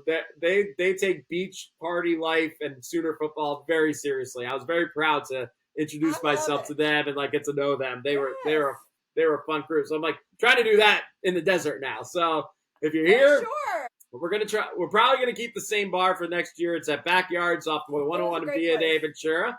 And if we start overflowing there, then we might have to look into a new spot. But for now, we love the people there. They're great to us. It's an easy travel location to get to. So just hopefully we can get more people to come on out, especially visiting. Right, Scottsdale's a big destination to vacation to now. So know that we can do some Sooner games as well.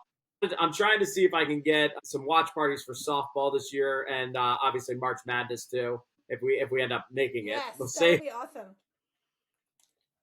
I hope so. Well, I was going to say after I got back from our Phoenix trip, I talked on the podcast about the Alabama game, of course, and then just being there with you guys and how much fun it was. And that was my first experience watching a game with the OU club somewhere, and so I'm definitely hooked. Like you said, if I'm ever traveling anywhere, I'm going to look up the OU club because I didn't even think about it. I just happened to see something on Instagram when I was there and I was like, hey, let's go. It was totally random, but I'm so glad I did for a lot of reasons. But I met some really great people that day. And again, back to the OU club in New York. I know you told me about meeting a Blake Griffin there, and I guess it's also where you met Kristen Chenoweth. Yeah, so those were both when we were at the Mad Hatter. So it's like we didn't even upgrade to a bigger bar yet because Mad Hatter unfortunately shut down or just changed ownership. So we kind of lost our spot. And then we ended up in the Ainsworth, which was in the Midtown East. Then I moved here, and they're now at, I think, Haswell Greens in, I want to say West Village, but I'm not really sure exactly where it's at. So we met Blake Griffin. It was the famous Baker Tennessee comeback game. And we said Blake Griffin brought the bad luck. Oh, wow. It became our joke because he walked. It was like the first quarter, maybe like 5 minutes in, this giant mammoth of a human being walks in. I mean, you don't get many 6'9", 6'10" Sooner fans walking in the door, right? And we all looked at the door and everyone's like Blake Griffin's here. So like everyone was saying hi to him as he went back to his table. But on his way out, anybody that asked for a photo, he stopped. He was really great about that. I saw him because those were the epic eras of me always being on a bar stool for every single chant. I was allowed to do it there. I could do whatever I wanted there. They didn't care. They're like, the more you have them chanting, the more they drink, the more money we make. Have a blast. So he would be like, amazing. He was like poking his head around. He's like, who's this guy screaming at the top of his lungs? So on his way out, I was like, please, can we take a photo with you? But of course, instead of standing on the bar stool at that time, which I probably should have done, I stepped on the ground and he's just a mammoth over me. I'm just like, oh my God, you're huge. He is a big man. And I can't remember the exact game Kristen Chenoweth was at, but this was just before I was like fully part of the Alumni Association. They were just more like, do what you want, but like, we're going to want you to like help us out eventually. So she was sitting at like the table with them.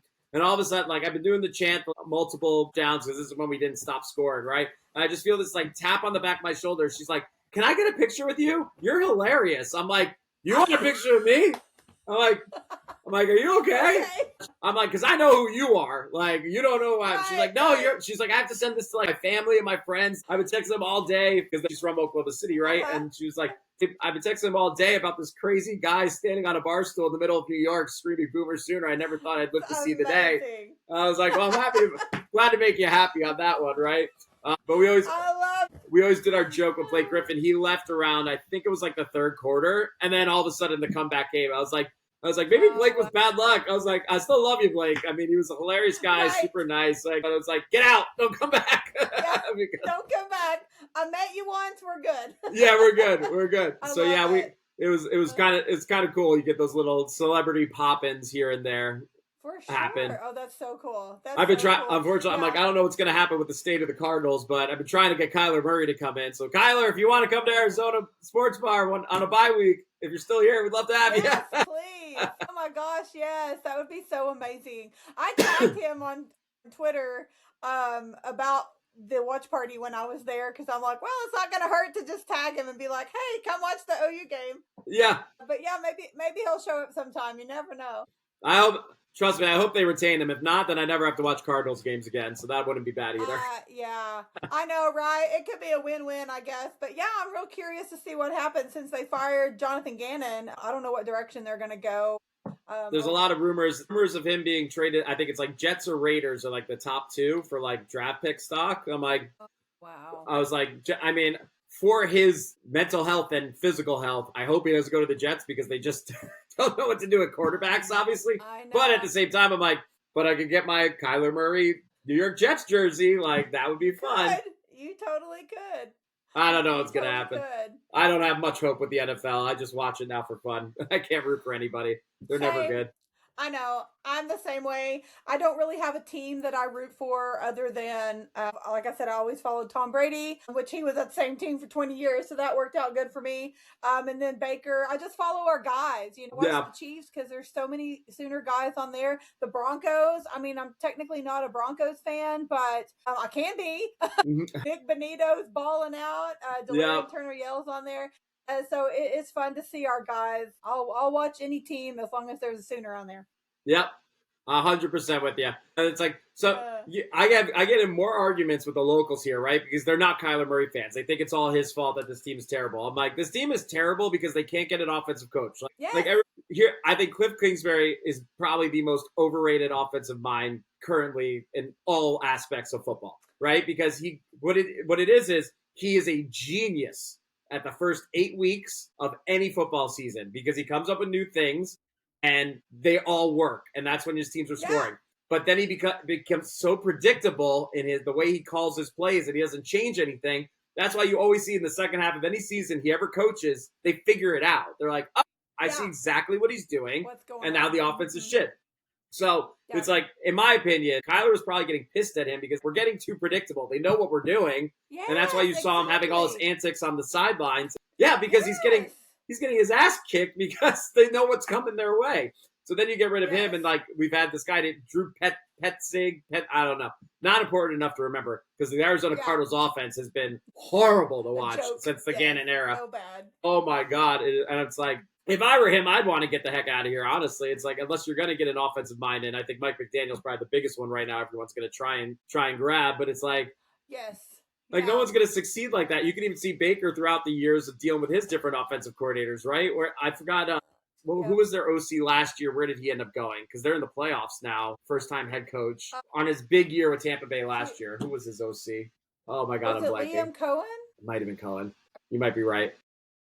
It's like you saw how good Tampa Bay's offense ran last year, right? You saw how good Baker was running in it. It's because he had a fantastic system, and now that guy got a head coaching job and is in the playoffs again. Jacksonville, Jacksonville. Yeah, that's the other thing about this playoff run. Who would have thought we'd be watching the Jaguars, the Panthers? I'm like, this is Seattle's number one again. The Broncos are number one. I'm like, this is the weirdest playoff I'm ever going to watch. Like, it really is strange. Chiefs ain't in it. Yeah, still gonna watch it, but it's like Chiefs are out. I'm like, finally, we don't have to deal with Patrick Mahomes and Taylor Swift the whole time. I mean, Crazy, just so crazy. I saw something that said if Josh Allen can't make it to the Super Bowl this year, he's never going to make it because he finally doesn't have to go through Joe Burrow and the Bengals. He doesn't have to go through Arrowhead. The Chiefs and Mahomes. So this is his time to shine. And I like Josh Allen. I think he's a great guy. No Lamar Jackson, no Ravens. No. Oh gosh, that game was nuts. Kickers have not fared well in games, big games here recently. But I know. I do like Josh Allen. I hope he does well. But yeah, I'll be curious to see how far he goes since he doesn't have to deal with any of them. I know. Well, it's like as a Jets fan, I'm supposed to hate the Bills, but like I have a buddy that's a diehard Bills fan, and I like Josh Allen. I think he's a great guy. I think he works hard. I'm a huge James Cook fan because I had him on every fantasy football team. I knew he was going to be a stud this year. James Cook is a workhorse, right? I'm like, stop taking it out of his hands. He's good. They just need some wide receivers, like always. It's like, God, get this guy someone to throw the damn ball to. But if there was a time for them to do it, it's gonna be now. But I don't know. It's like every time I doubt I feel like, Seattle's gonna like blow it here. It's like then they win again. I'm like, Seattle really good? Yeah. I'm like, Sam Darnold good? Especially as a Jets fan, I'm like, but now you're good? Now you want to be I know, right. That one is weird to me because I don't really care one way or another, honestly, when it comes to the Seahawks or Sam Darnold, really. But I'm like, Sam Darnold? Like, what the heck? Like, he's been all over the place. Like you said, like, now you're going to be good? Like, what is going on here? So, it's so irritating. I'm like, especially after drafting him and watching him for 4 years in New York. I'm like, you couldn't have figured it out then? It's like, it would have been nice for us to have a freaking quarterback. It was also, you went to USC, and I hate rooting for anybody from USC. I know, I can't. It's so hard. God. Yeah, we hated USC before Tebow went out there, and now we hate it even more. Everybody calls him Dry Brisket because of the brisket fiasco, which I'm sure you're aware of. Oh, yeah. With Lincoln Riley. And so we either call him Tebow for that bitch out west, or we call him Dry Brisket. That's what we call him. We don't say his name. We don't. Yeah, it's Tebow in the group chat, and it's funny because the guy he borrowed the smoker from, Travis Davidson, he's Travis Skoll on Twitter. Yeah, Davidson. It was a UCF game we played. It was a couple years ago because I try and go at least once a year if I can get back to Norman or go to Dallas for OU Texas. Yeah. So I was at O'Connell's after the game with a buddy. I was like, wait. I was like, are you Travis Skoll? I'm like, sorry, I don't remember your last name right now. He's like, yeah. He's like, do I know you? I'm like, no, I follow your content. I love your opinions. I think you're like a real Sooner fan that like actually has good things to say. So just wanted to say hi. And we had and then he just sat down with us. He's like, hey, you want to just chat some football for about 15, 20 minutes? I'm like, I like to do anything else in life? No. Like, yeah, let's go ahead.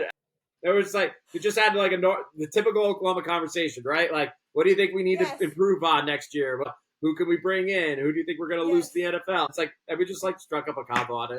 It was cool moment, right? But like also it's just Sooner fans for you. Yeah, he's an awesome guy. I followed him for years as well. I saw him at Ole Miss last year at a restaurant, and so I went up to him, started talking to him, and he's such a nice guy. I actually had him do like a special ladies event for me. After the OU Texas game, a bunch of us ladies were wanting to bitch about the game, and so he came on and joined us. He's a super nice guy, Oklahoma guy, knows his stuff. He's a big baseball fan too, so. But yeah, well, I also remember during baseball season. Yeah, the point was saying it because it was his smoker he let Tebow borrow, and he's like, it would be really nice if you would return my smoker before jetting off in the middle of the night to USC. And I just remember that, like, that post just blew up, and I was like, yes, it did. This absolute dirt bottom of the shit on the bottom of my boot, right? Absolutely. This is how I look at Lincoln Riley or Tebow, and it's like give him his stuff back, right? Like go take your money, do your mediocre coaching that you're going to do for the next 10 years. Yeah, you were like talking about him going to the NFL. I'm like, this guy can't make it through a season in a real conference. You think he's going to do anything somewhere else? Like the only thing he could do to redeem his career is be an offensive coordinator for the rest of his life because he's a terrible head coach. Absolutely, just call offenses. That's all you're good at. I agree. I can't believe that USC is still hanging around with him.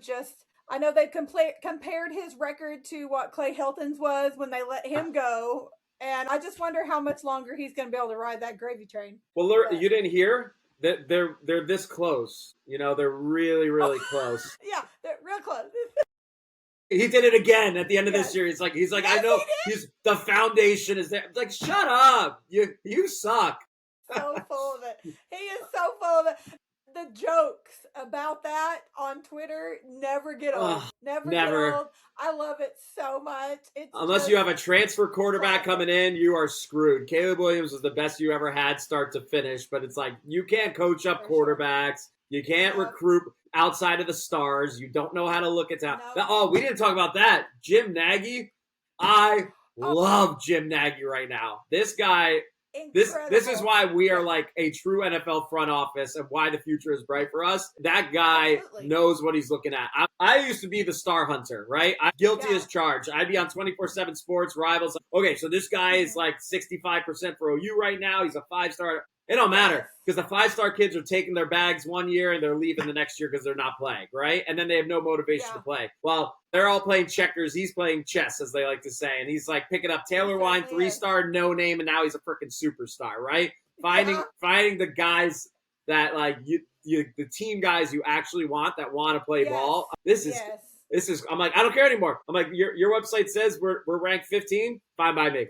Don't care. Yeah, like, I know that these kids coming in are probably workhorses. They want to – I never doubt Brent Venables' coaching system and defense. It's like you give them if you're willing to stay 1 to 2 years, you're going to be one of the best defensive players of your life. If you don't – 1,000%. Transfer, right? Yeah, exactly. If there's any retention that we got to do, it's like just pay Nagy a bag to keep him around for a decade. Absolutely. Venables and his crew. I think Arbuckle's going to want a head coaching job eventually, but hopefully he'll stick with us long enough for a good run, right? I think so. I mean, I'm hoping we'll at least have him for maybe 4 or 5 seasons. I'm hoping so. That's always hoping, right? But it's like based on how we're pulling guys in now, getting Jason Witten there, we still got DeMarco there, right? It's like maybe we'll be fine next round. Now that we're showing we have some life on offense again. Yeah, yes. I love it. It's definitely hopeful. And Jim Nagy, when we hired him, everybody kept saying, oh, he's so overqualified for this job, which he totally is. But he's damn good at it. Don't tell him that. Yeah, don't tell him. Don't tell him. Keep him locked away. I don't care if they lock him in. Keep him there forever. I agree. He has done some incredible things. And I think it was good timing with Josie on his way out and all of that stuff up in the air. That stability and the talent and knowledge that he has is what we needed. And I'm here for it for sure. So, fingers crossed for a good 2026. Oh, yeah. Oh, it's going to be. It's funny. It's like the opposite of this year, right? The end of our season, middle to end, was like the juggernaut. Our first 5 weeks, oh boy. That is going to be a gauntlet, but I don't know. I've always wanted to go to the big house for a game, so might try and go to the Michigan game next year. I'm not going to Athens. Don't need to go to Georgia. No, but I don't want to go there either. It's like to have Michigan, Georgia, Texas in the first 5 weeks. I'm like, oh boy. But it's like you get through those healthy, the rest should be fine, right? So I don't know. I'm calling it now. Absolutely. Gonna call my shot, play it back later. We're going 11-1. We're gonna lose to Georgia. We're beating everybody else. That's who I think we're gonna lose by 3 to Georgia. Everybody else we're gonna easily handle, and we'll have hopefully I like it. Top four ranking. Hopefully, actually, I don't know. I don't know if you want buys anymore.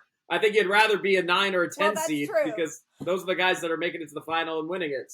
I agree. These teams getting the bye weeks never seem to make it past round 2. So I'm with you. Just give me that 8 or 9 seed and give us that home field advantage for round 1 and let us do our thing. So almost don't want the bye. I want to go back to another home game for a playoff. That was so much fun. Let's just keep those. Oh my gosh. Keep us 5 and 8. Keep us there. Just keep us somewhere in there just so we can have that.